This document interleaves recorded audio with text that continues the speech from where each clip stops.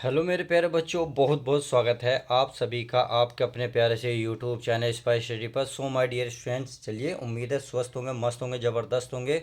जैसा कि आप थंबनेल में देख चुके हैं, आज हम किस टॉपिक पर वीडियो बनाने वाला हूं। जी हाँ, बी वीडियो बनने वाली है एक्सरसाइज 1.3 कक्षा 10 के लिए, जो वेरी मोस्ट इंपॉर्टेंट है और क्वेश्चन सबसे ज़्यादा प्रॉब्लम करते हैं। और देखिए, ये सवाल ऐसे सवाल है जिसकी थ्योरी ज़्यादा है, डाइवर्सन ज़्यादा है। अर्थात इसमें गुणा भाग तो नहीं है, परंतु हिंदी इतनी ज़्यादा है कि बच्चे का कन्फ्यूजन हो जाता है कि करना क्या है। तो आज मैं एक एक पॉइंट को इस तरीके से समझाऊंगा, और ख़ासकर पहले सवाल को इस पॉइंट पे समझाऊंगा कि अगर आपने पहले सवाल में डीपली, यानी कि इतनी डुबकी लगा लूँगा, इतनी डुबकी लगवा दूंगा पहले सवाल में ही, कि आप हर एक सवाल को फिर आसानी से कर लोगे। तो एक एक पॉइंट को समझेंगे बड़ी गहराई के साथ, क्योंकि पहला ही सवाल वेरी मोस्ट इम्पोर्टेंट होता है। उसके बाद हर एक सवाल आसान बनता चला जाएगा। कहते हैं कुछ किए बगैर कभी सीख नहीं मिलती, कुछ किए बगैर कभी सीख नहीं मिलती, संघर्ष के बिना तो भीख भी नहीं मिलती। इस इंसान को समय सफलता नहीं दिलाता, लेकिन एक व्यक्ति अगर समय का सही इस्तेमाल करे ना, तो सफल व्यक्ति बन जाता है। तो चलिए इसी उम्मीद के साथ कि आप एक सफल व्यक्ति बनेंगे, आप एक सफल तैयारी करेंगे, तो चलिए सवाल की हम सीधी तैयारी करते हैं। तो इसमें है, सिद्ध कीजिए कि परिमेय संख्या यानी कि सिद्ध कीजिए कि √5 जो है एक अपरिमेय संख्या है। सही है। तो इसमें ध्यान रखना, इस ये होता है विरोधो विधि द्वारा, यानी कि विरोधोक्ति विधि द्वारा। तो मैं यहाँ लिख लेता हूँ हल, पहले लिखते हैं हल। क्या लिखता हूँ मैं? हल। क्या लिखता हूँ प्यारे बच्चों? हल। चलिए मैंने हल लिख लिया है। हल में लिखेंगे आप विरोधो, यानी कि विरोधो कीति, विरोध व्यक्ति विधि द्वारा। देखिए इसका क्या मतलब होता है। ये विरोध का मतलब होता है उल्टा, यानी कि हम जब किसी का विरोध करते हैं तो उल्टा, उसके साथ उल्टा ही करते हैं। तो इसके साथ उल्टा ही करना है। जो आपको अपरिमेय संख्या है आपको परिमेय मान लेनी है। तो ये क्या है, आपका √5 है, तो इसको क्या मानना है? आपको परिमेय संख्या माननी। तो आपको लिखना है माना। क्या लिखेंगे? माना। माना √5 एक अपरिमेय संख्या है। तो यहाँ से लिखेंगे एक सॉरी, यहाँ के यहाँ से परिमेय है, तो यहाँ लिखेंगे परिमेय संख्या है। परिमेय, परिमेय संख्या है। आप इतना समझेंगे। देखिए परिमेय अपरिमेय संख्या क्या होती है, पहले इस बात को गहराई से समझेंगे। तो कि मैं पहले आपको थोड़ा सा डिटेल बता देता हूँ परिमेय और अपरिमेय। देखिए अगर मैं मान लो √3 है, √3 को क्या है, ये आपकी अपरिमेय संख्या है। क्या है? अपरिमेय संख्या है। अपरिमेय संख्या की पहचान ये होती है जो कर्ण के अंदर होती है, जिसका गुणनखंड ना किया जा सके, वो आपकी अपरिमेय संख्या कहलाती है। अब जैसे मान लो √5 है, √5 के 5 को तो 5 ही रहेगा, क्योंकि इसका कोई फैक्टर या इसके गुणनखंड तो हो नहीं सकते। अब जो ये कर्णी है, ये जो कर्णी है, कर्णी के अंदर है, तो ये भी आपकी अपरिमेय संख्या कहलाइए। अब कुछ बच्चे सोचेंगे सर √4 भी तो आपकी अपरिमेय संख्या होगी। मेरे प्यारे बच्चों, ये √4 जो है आपकी अपरिमेय संख्या बिल्कुल भी नहीं होने की। क्यों नहीं होने की, ये बात समझो। √4 को इसका फैक्टर हो सकता है, अर्थात 2 गुणा 2 में टूट सकता है, और ये जो है कर्णी से बाहर आ जाएगा। अर्थात जब किसी कर्णी के अंदर 2 जोड़े बनते हैं तो एक बाहर आ जाता है, और ये आते ही इसके नीचे आप एक लिख सकते हो, तो P और Q के रूप में, यानी कि हंसो, ये आपका ऊपर वाला अंश होता है और नीचे वाला आपका हर होता है। जब अंश और हर में आ जाती है कोई संख्या, तो वो बोली जाती है परिमेय संख्या। आई होप मेरी बात, इतनी बात क्लियर हो गई होगी। तो 4 क्यों नहीं है, ये अच्छे से मैंने बता दिया है, इनका कुछ हो नहीं सकता। अब जरूरी नहीं है, अगर मान लो मैं √7 देखता हूँ, तो √7 का क्या होगा, फैक्टर होगा क्या, गुणनखंड होगा? नहीं होने का। तो आप इसे कहेंगे ये आपकी क्या है, अपरिमेय संख्या है। अब चलो ये तो रही अपरिमेय संख्या की। अब अगर मैं थोड़े से और अब थोड़ी डिटेल बढ़ाता हूँ। मान लेते हैं कोई 4 है और ये √7 है। तो अभी हमने देखी इतना तो क्या होता है, अपरिमेय संख्या, यानी कि ये तो थी अपरिमेय संख्या। क्लियर। अब 4 अभी क्या देखी, 4 पे करनी तो है नहीं, इस पर वर्गमूल नहीं है, वर्गमूल होता तो बाहर निकल जाता। अर्थात ये अपरिमेय संख्या के साथ परिमेय संख्या है। क्या है? परिमेय संख्या है। अब आपने देखा परिमेय और गुणा अपरिमेय, जब भी ध्यान रखना, जब भी परिमेय और अपरिमेय संख्या की आपस में गुणा होती है, तो वह हमेशा, वह पूरी पूरी अपरिमेय संख्या होती है। अर्थात ये क्या बन जाएगी, अपरिमेय बन जाएगी बराबर के बाद। आई होप मेरी बात समझ रहे होंगे कि मैं क्या कहना चाह रहा हूँ। आई होप इतनी बात समझ गए। तो चलिए अच्छी बात है। अगर मान लो मैं इसके साथ में कुछ और लिख लेता हूँ, मान लो ये 5 है करनी में, और इसे लिख देता हूँ 6। क्या लिख देता हूँ? 6।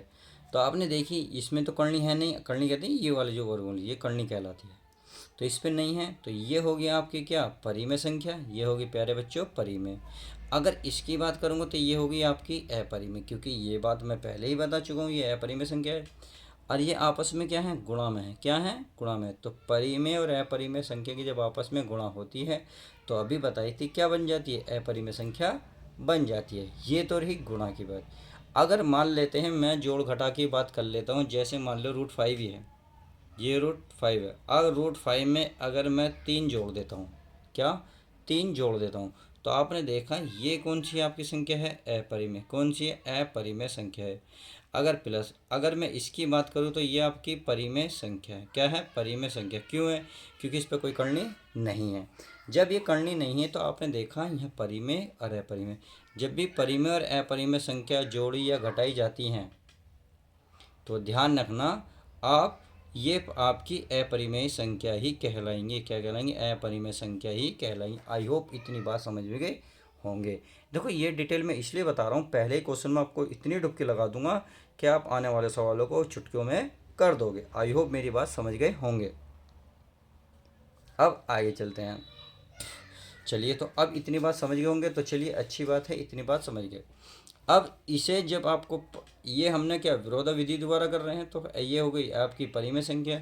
अब जब ये परिमेय संख्या हो गई तो अभी बताई थी इसके सामने जो P/Q होंगी, ये भी क्या होंगी? आपकी परिमेय संख्या होंगी। अब P/Q क्या है ये आपको यहाँ लिखना पड़ेगा हर हाल में, क्योंकि ये ऐसा है नहीं आप इसे छोड़ देंगे।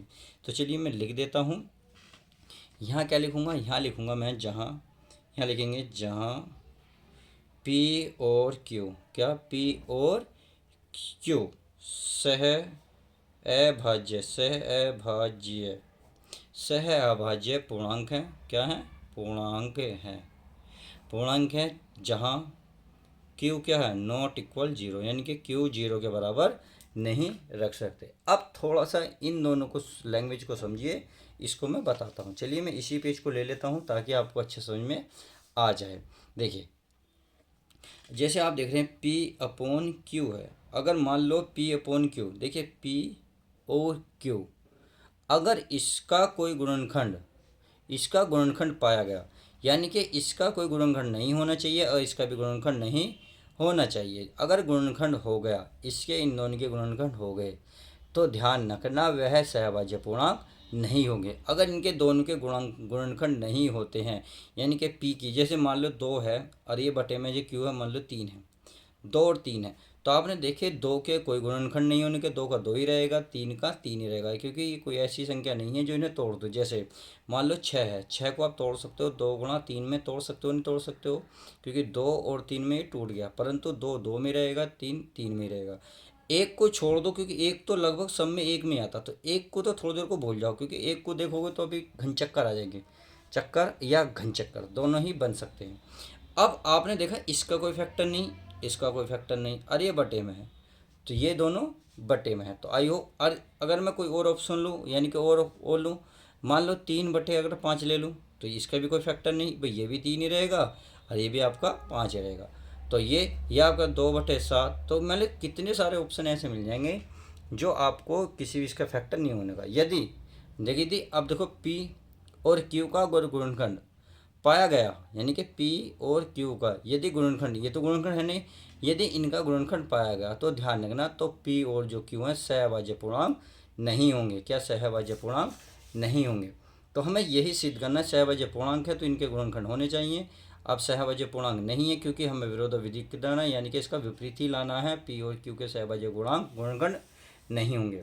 सही है, गुणनखंड नहीं होंगे तो P और Q सहभाज्य पूर्णांक नहीं होंगे। और जब ये नहीं होंगे तो ध्यान रखना, जो आपका क्या आएंगे P और Q, जो ये क्या है आपका P और Q सहभाज्य पूर्णांक नहीं होंगे, तो वे भी परिमेय संख्या नहीं होंगी। बस, यानी कि P/Q सहभाज्य के गुणनखंड नहीं होने के तो फिर सहभाज्य पूर्णांक नहीं है। जब सहभाज्य पूर्णांक ही नहीं है तो इसके तो जो परिमेय संख्या भी नहीं हो सकती। बस इतने से आपका ध्यान रखना। तो आई होप मैंने सब कुछ समझा दिया है। तो चलिए इसको ध्यान से करते हुए अब इसको चलते हैं। अब आगे बढ़ते हैं, आगे देखते हैं क्या कहता है। तो इसको मान लेते हैं। अब भाई इसके नीचे क्या मान लो प्यारे बच्चों, 1 मान लो। अब क्या करना, मैं इसको इधर उधर कर लेता हूँ, यानी कि क्यू को इधर पी को इधर। अगर मैं क्यू को इधर लिखूँगा तो 5 की गुणा में आ जाएगा, √5 की गुणा में आ जाएगा हमारा क्यू। क्या आएगा, क्यू बराबर क्या बचेगा, पी।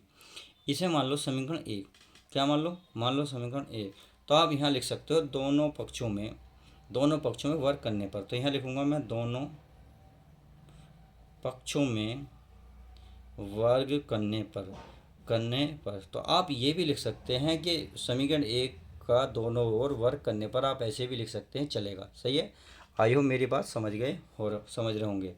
अब देखिए दोनों वर्ग करेंगे पक्षों का मतलब है इससे भी इसका भी वर्ग होगा, इसका भी वर्ग, अर्थात √5 क्यू है क्यू, इसका भी वर्ग इस तरीके से हो जाएगा और ये भी इसका वर्ग हो जाएगा।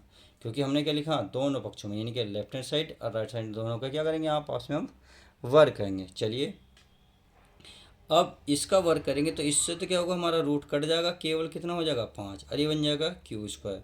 अगर ये बात समझ में नहीं आई तो चलिए मैं इसी पेज पे आपको एक चीज़ बता देता हूँ किस तरीके से। देखिए मैं आपको बताता हूँ भाई, अगर कर्णी 5 है और इसका वर्ग है तो इसका मतलब होता है 5 √5। इसका मतलब होता है, और जब दो संख्या एक जैसी हो गुणा में और करनी में, तो करनी एक साथ करो, 5 × 5। और अभी बताई थी जब एक जैसी संख्या बन जाए वर्ग के अंदर, इस करनी के अंदर, तो वो बाहर आ जाती है, केवल निकल कर 5, यानी कि डबल की सिंगल बन जाती है। सही है। अब जरूरी नहीं यही हो, अगर √3 है गुणा √3 है तो ये भी वही आ जाएगी, क्या आएगी, 3 आएगी, क्योंकि ये भी करनी के अंदर है, ये भी करनी के अंदर है, और बीच में क्या है, गुणा। ये जब भी आते हैं जब दोनों संख्या एक जैसी हों। क्लियर, चलिए अच्छी बात है ये क्लियर। चलिए ये भी बात क्लियर हो गई। तो अब ये समझ में आ गया होगा ये किस तरीके से बाहर आया है। बराबर क्या बनेगा, p²। क्या बन गया, p²। अब देखो यहाँ p² का क्या, p² का गुणनखंड क्या निकला, कितना निकला प्यारे बच्चों, 5 आ गया। भाई अभी बता रहे थे इसका गुणनखंड क्या होगा, गुणनखंड नहीं आना चाहिए। यदि प्योर का गुणनखंड आता है तो वे सहभाज्य पूर्णांक नहीं है, परंतु यहाँ तो क्या होगा, गुणनखंड आ गया। जब आ गया तो आप यहाँ लिख सकते हो, भाई यहाँ लिख सकते हो, यहाँ दिख रहा है, चलिए नहीं दिख रहा मैं अभी दिखा देता हूँ आपको। यहाँ लिखेंगे, यहाँ p² का एक गुणनखंड 5 है। देखो इसका गुणनखंड एक मिला, नहीं मिला, एक गुणनखंड 5 है। तो क्या होगा, p का भी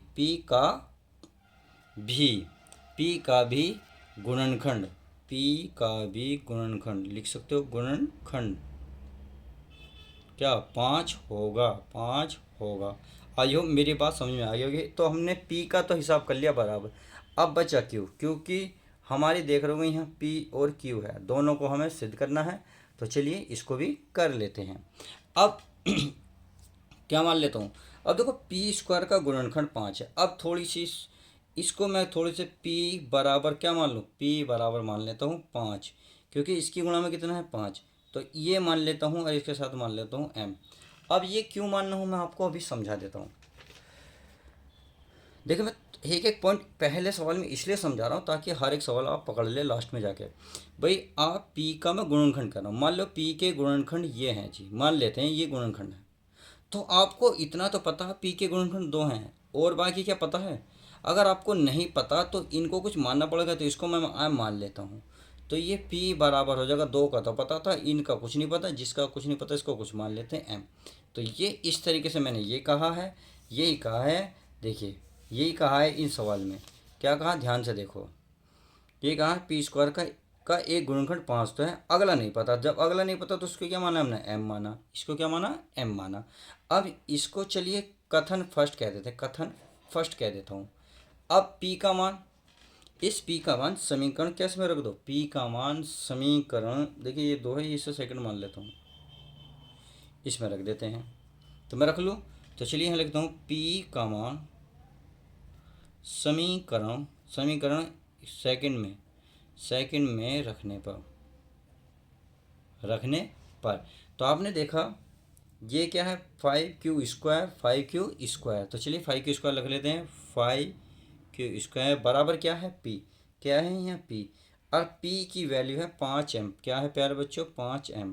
और देखिए m क्या है ये जरूर लिखेंगे यहाँ, जहाँ m एक पूर्णांक है, जहाँ m एक पूर्णांक है यह जरूर लिखेंगे, ये क्या है पूर्णांक है, सही है, ये जरूर लिखना। अब ये तो मिल गया। अब आप देख रहे होंगे यहाँ पे p पे क्या है स्क्वायर, k पे घात है 2, तो इस पे भी घात कितनी चढ़ेगी प्यारे बच्चों 2 चढ़ेगी। तो चलिए चढ़ा देते हैं। ये आएगा 5 बराबर ये हो गया 5m की घात, इस पे भी 2 चढ़ेगी, इस पे भी घात 2 चढ़ेगी। तो देखिए 5 बराबर 5 का स्क्वायर होता है, यानी कि 5 को 2 बार लिखना, 2 बार लिखा गुणा m स्क्वायर है ही। अब आपने देखा ये गुणा की चीज़ भाग में जाएगी, अर्थात ये इसको कैंसिल कर देगी, कर देगी ना कर देगी। अब देखिए ये क्या आ गया क्यू स्क्वायर, और ये बचा 5m का घात 2, क्या बचा m की घात 2। तो इस तरीके से आपने देखा भाई क्यू स्क्वायर की भी कंडीशन आई जो हमारी पी स्क्वायर की आई थी नहीं आई थी, बिल्कुल। तो पी स्क्वायर क्यू स्क्वायर हमारी पकड़ में आ गए, ये बाहर जा रहे थे हमने पकड़ लिया, तो बिल्कुल सेम यही लाइन लिखेंगे, बस पी के स्थान पर क्या लिखेंगे क्यू लिखेंगे, क्या लिखेंगे क्यू। तो चलिए मैं लिख देता हूँ। तो अब मैंने यहाँ लिख दिया है, यहाँ क्यू स्क्वायर का एक गुणनखंड क्या है 5 है, तो क्यू का भी एक गुणनखंड क्या होगा 5 होगा। तो आप ये कथन हो गया, आप मान लो सेकंड, क्या मान लो सेकंड। तो आपने देखा कथन एक और सेकंड से, कथन एक सेकंड से स्पष्ट है कि पी और क्यू सहभाज्य पूर्णांक नहीं है, क्यों नहीं है, क्योंकि उनके फैक्टर मिल गए, हमें गुणनखंड मिल गए।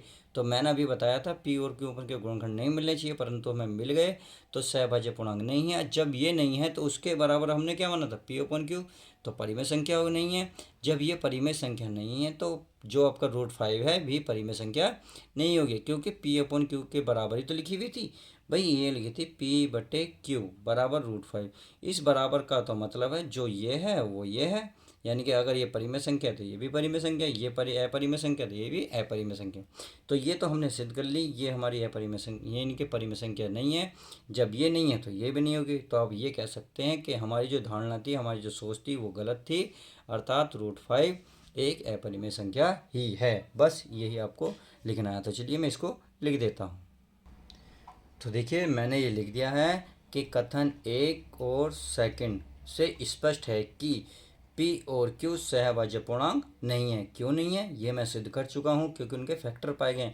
अगर फैक्टर ना होते तो सहभाज्य पूर्णांक होते, परंतु उनके गुणनखंड थे, जब गुणनखंड थे तो वे सहभाज्य पूर्णांक नहीं थे। अब ये नहीं है तो उसके बराबर में जो लिख रहा था वो भी नहीं होगा। अब जब देखो सहभाज्य पूर्णांक नहीं है, तब पी अपन क्यू परिमेय संख्या नहीं है, तब पी 5√5 भी परिमेय संख्या नहीं है। क्यों नहीं है मैं बता चुका हूँ, ये आपस में बराबर थे। जब यही परिमेय संख्या नहीं है तो ये भी नहीं होगी, तो नहीं है। अतः हमारी कल्पना क्या गलत है, और √5 एक अपरिमेय संख्या ही है। तो इस तरीके से फाइनल आपका पहला क्वेश्चन होता है। अगर क्वेश्चन में जो संख्या चेंज करता है, मान लेते हैं √5 के स्थान पर √2 दे देता है, √3 दे देता है, तो केवल कुछ भी नहीं करना है, A to Z आपको यही लिखना है। बस जहाँ जहाँ आपको 5 नज़र आए, जो क्वेश्चन में मान लेते हैं √3 है, क्या है √3 है, जब क्वेश्चन में √3 होगा तो ध्यान रखना आप √3 ही लिखेंगे, अर्थात जहाँ भी आपको √3 नज़र आएगा वहाँ √5 की जगह √3 लिखते चले जाएंगे। मतलब कहने का ये है 5 की जगह आप 3 लिखेंगे, बस A to Z सेव कहानी यही है। इस प्रकार से जो आपके एग्जाम्पल नंबर में √2 की एक सवाल दे रखा है, एक √5 का सवाल दे रखा है, एक √3 का, तो वो उस तरीके से सारे सवाल कर लेंगे। तो चलिए उम्मीद है ये सवाल अच्छे समझ में आ गया होगा। तो चलिए मिलते हैं नेक्स्ट वीडियो में, जब तक के लिए दोस्तों good bye, take care, love you guys.